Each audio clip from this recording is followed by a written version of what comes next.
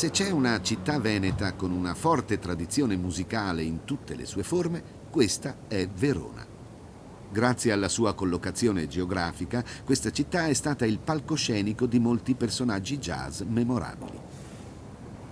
Verona ha nel suo tessuto cittadino un brulicare costante di jam session e concerti. Luca Donini, la tua città ti ha ispirato nel scegliere il jazz? Sì, diciamo che Verona mi ha ispirato perché mi ha dato modo di ascoltare dei grandi artisti che passavano da lì per i festival, ma anche e soprattutto per dei locali storici che ora non ci sono più, come il Posto ad esempio, che ospitavano degli artisti come Chet Baker o altri, tanti altri. E noi giovani avevamo modo di vedere e ascoltare questi artisti e per cui essere stimolati soprattutto sentire questa energia vicino al palco e ti dava modo di tornavi a casa e studiavi, insomma. Io ho amato fin da giovanissimo Sonny Rollins. Sonny Rollins, i dischi in trio, passavo le notti, mi addormentavo col Walkman ad ascoltare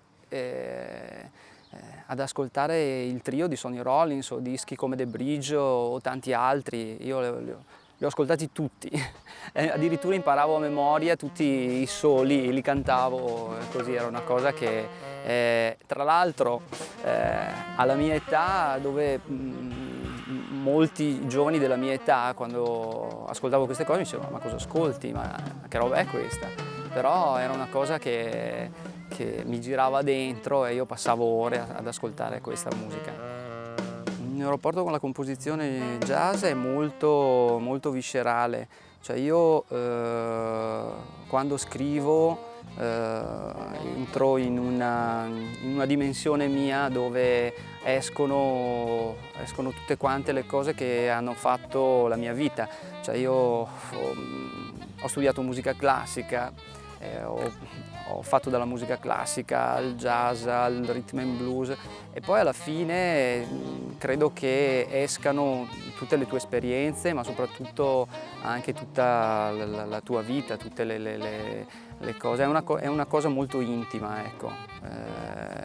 E non scrivo mai pensando a un modello o a qualcuno, così come non mi baso su regole, anche se comunque ho la scuola, la preparazione, però cerco sempre che sia lo stato d'animo ad influenzarmi e a darmi la risposta, per cui deve essere sempre un sentire molto profondo che mi motiva nello scrivere.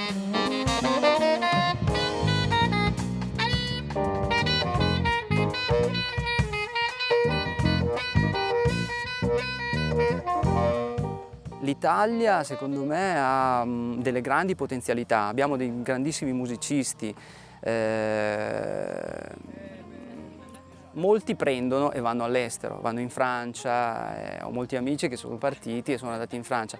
Sarebbe bene che l'Italia tutelasse un po' di più non solo i musicisti ma anche gli artisti in genere.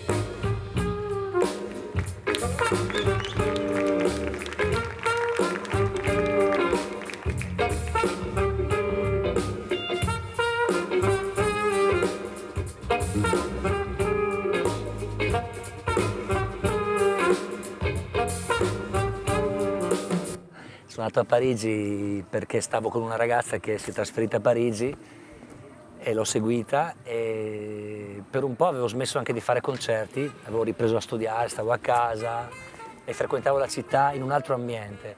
Poi ho avuto la fortuna di incontrare Aldo Romano che sicuramente ha cambiato la mia vita e anche la mia carriera di musicista.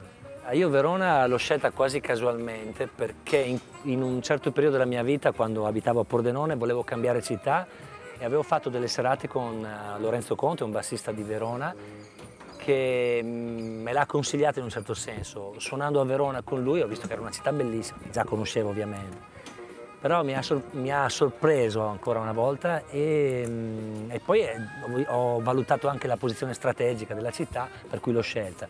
E devo dire che a Verona poi ho incontrato dei bravissimi musicisti con cui ho collaborato, con cui collaboro tuttora. È stata una bella scelta secondo me. Ogni musicista, almeno nella prima parte della carriera, ha dei riferimenti, degli artisti dai quali trarre ispirazione. I tuoi quali sono stati? Beh, prima di tutto, il primo sassofonista che ho conosciuto è stato Michael Brecker, che era l'unico che conoscevo, che andava molto in voga negli anni '80, quando io ho cominciato, per cui mi sono ispirato a lui. Poi però ho scoperto Sonny Rollins, Coltrane, e ho cominciato ad andare indietro e ho riscoperto tutta la tradizione, e posso annoverare tra i miei favoriti Ben Webster e Lester Young, tuttora.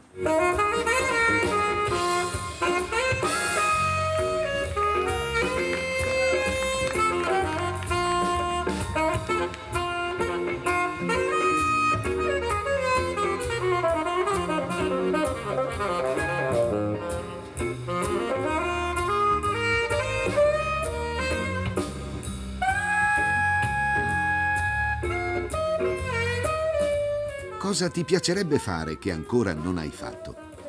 Tantissime cose, ci sono tantissimi musicisti con i quali vorrei suonare e sicuramente tanta musica che vorrei scrivere, tante nazioni che non ho ancora visitato nelle tournée, tante esperienze belle. La musica per fortuna per me è ancora un gioco e un divertimento e voglio che rimanga tale, altrimenti smette. Ritieni che il jazz nella nostra regione sia adeguatamente aiutato dalle istituzioni?